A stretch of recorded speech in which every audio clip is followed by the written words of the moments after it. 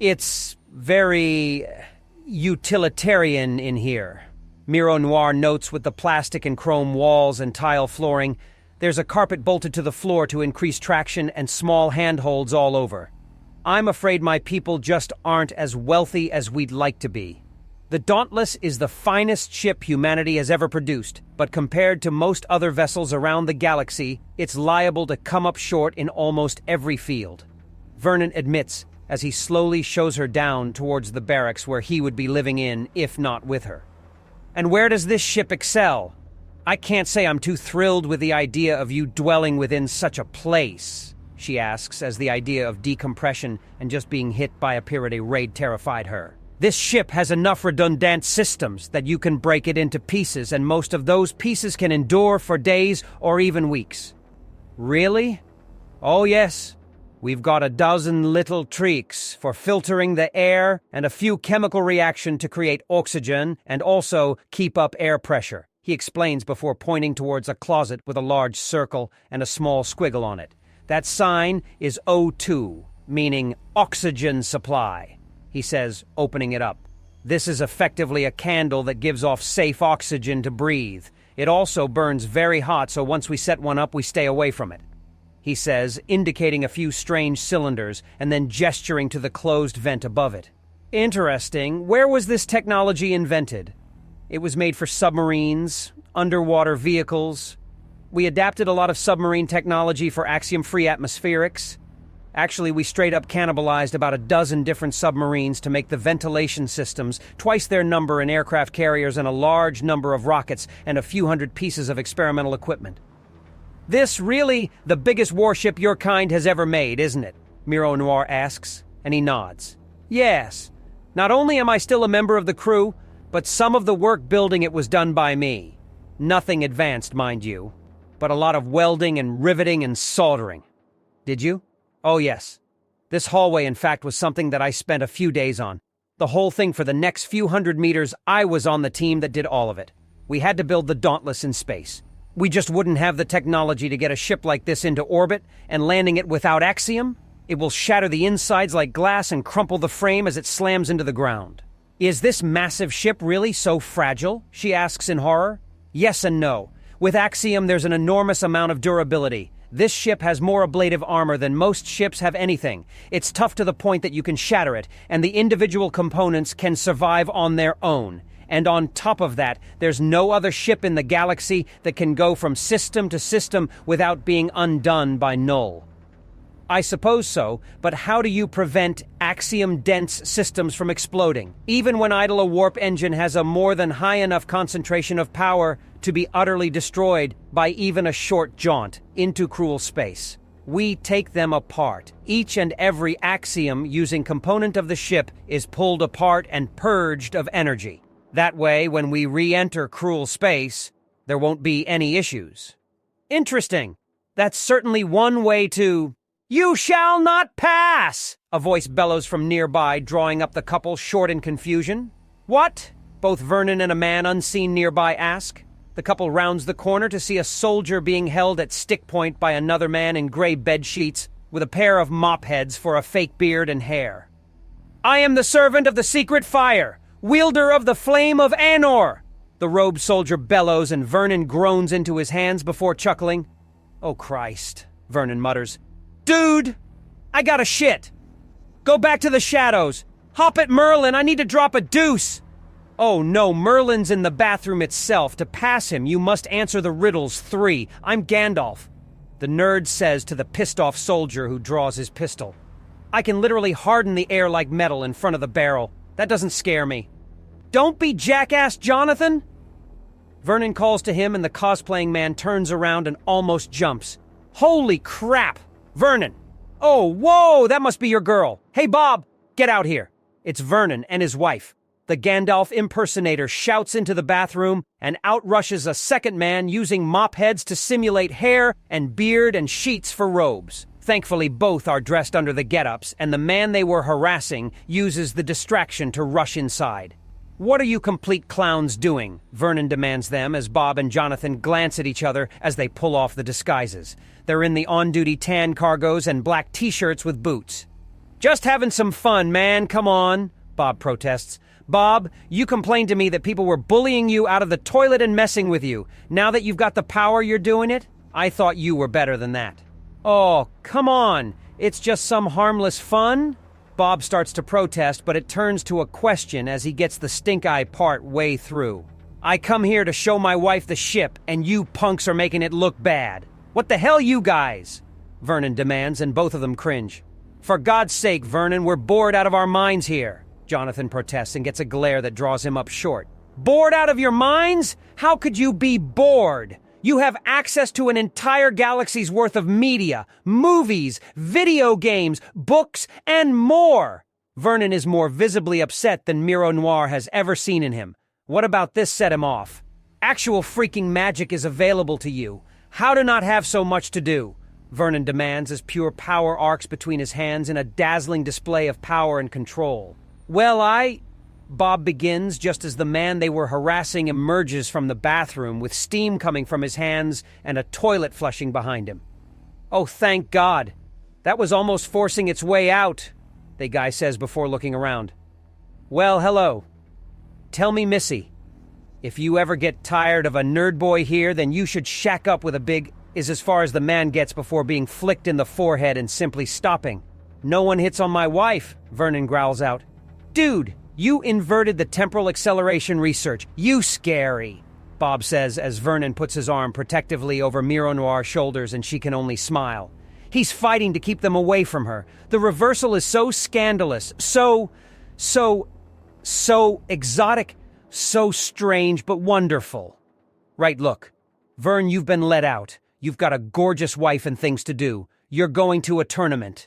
You're going in front of the galaxy as a champ. We're stuck in here. No matter how much there is to do, there's still the fact that we can't go out and take a look at the massive alien world just begging to be explored. We're going nuts. Again. Yay, but I know. Believe me, I know how important it is that we stay in the ship and not cause problems. We all know. That doesn't make it easier. Jonathan cuts him off. Did you at least sign up for shore leave rotation? Vernon asks ruefully, his annoyance clearly shifting to sympathy. I'm out in 3 days, and Johnny Boy here gets out next week. Good luck, though I doubt you'll find half so beautiful a woman. Vernon taunts the two as he gives Miro Noir a kiss on the forehead. She leans into him with a sigh of contentment and watches in wonder as the two men have a flash of jealousy rush across their faces. Man, what? Hey, wait a second, what happened? The other Salter asks as the Axiom stops, freezing everything in a moment for him. Did the record skip? What the hell? He demands, looking freaked. Don't hit on my wife, Vernon states, and the guy just stares at him for a moment before groaning. Should have known. You're part of the freak show, aren't you? Nerd squad, you jackass, Vernon says tightly. Whatever. Bet you're one of those guys that can't take the sound of a... The soldier begins and takes a breath before Vernon pokes him to stop him in that moment in time. Okay, he had it coming, but you shouldn't go down to his level, justified or not. Vernon admits and admonishes at the same time. How about we be somewhere else before Shrieky here gives his lungs a workout? Bob asks, and Miro Noir lets out a little huff of surprise when Vernon picks her up and all three men rush down the corridor before the time stop wears off on the other soldier.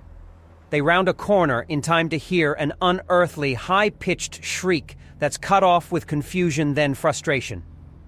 What was that all about? She asks as she's put down, rather baffled at the behavior to put things mildly. Inner ship politics, Vernon says ruefully as Bob and Jonathan chuckle with pained expressions. Basically, every major group in the Dauntless has its own sort of small society and act in different ways. The Nerd Squad, one of the smaller factions which I'm a part of, is generally regarded somewhat poorly around the ship due to our obsession with hobbies and pursuits that kept us busy in cruel space. Jealousy is fueling that, Bob explains with a grin.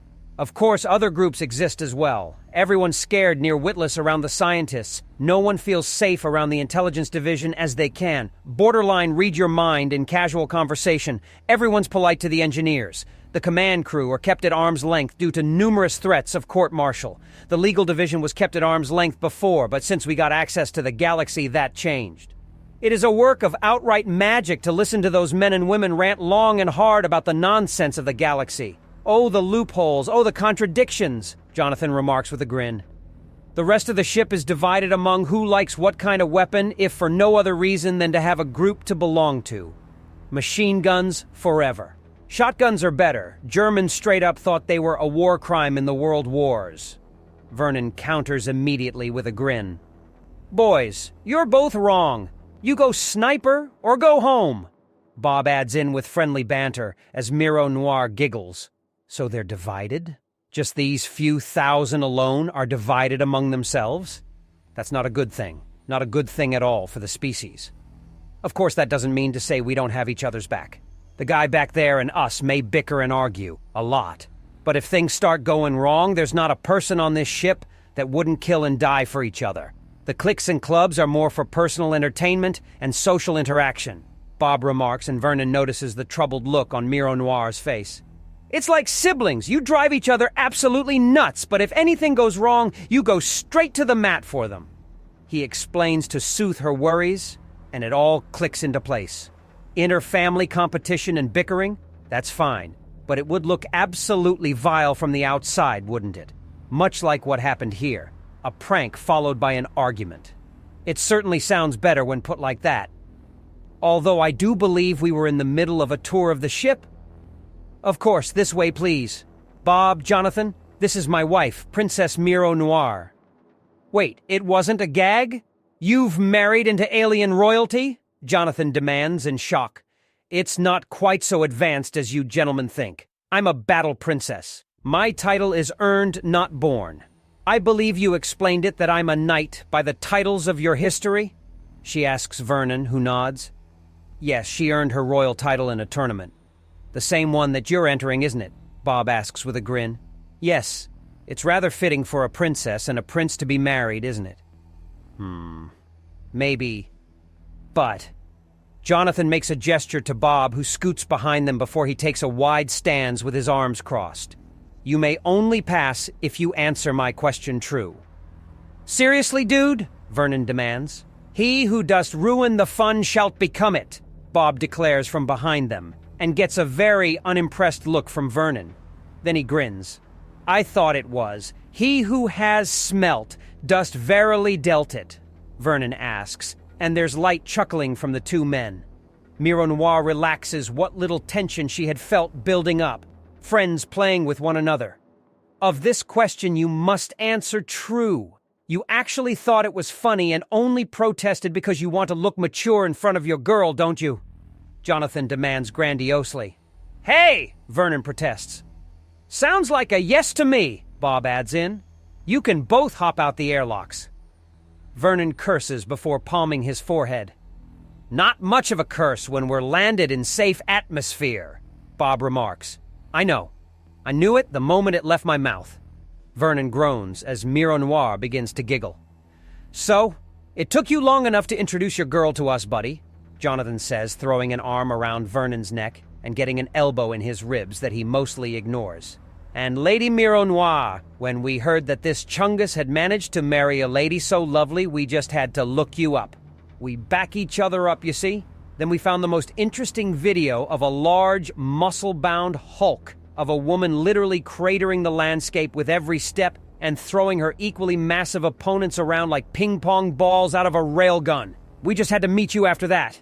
A shame it took so long. Oh my goodness, but I was so brash and foolish back then, so unsure of myself that I bloated myself up to an enormous size to compensate for it all. Miro Noir waves it away as Vernon grabs Jonathan by the back of the shirt and hoists him off the ground, one-handed. Knock it off. Fine, but we do have a request, Bob says. Oh no, you two don't want to... Vernon trails off before chuckling to himself. Oh yes, Lady Miro Noir, there is a style of commentary where the silhouettes of the commentators are seen alongside the piece of media, with their voices and commentary given precedence over the commented upon media. We would like to go into a production where you, your husband, and us two are all commenting on your own tournament rounds some years ago. It would be an excellent way to introduce Apuk culture to humanity, and by giving it your personal point of view and with your own insights, we'll be able to understand yourself and your people all the better, Jonathan offers. What is it with you two and Mystery Science Theater? Vernon asked to Miro Noir's confusion. It's a good show. Yeah, but come on, guys.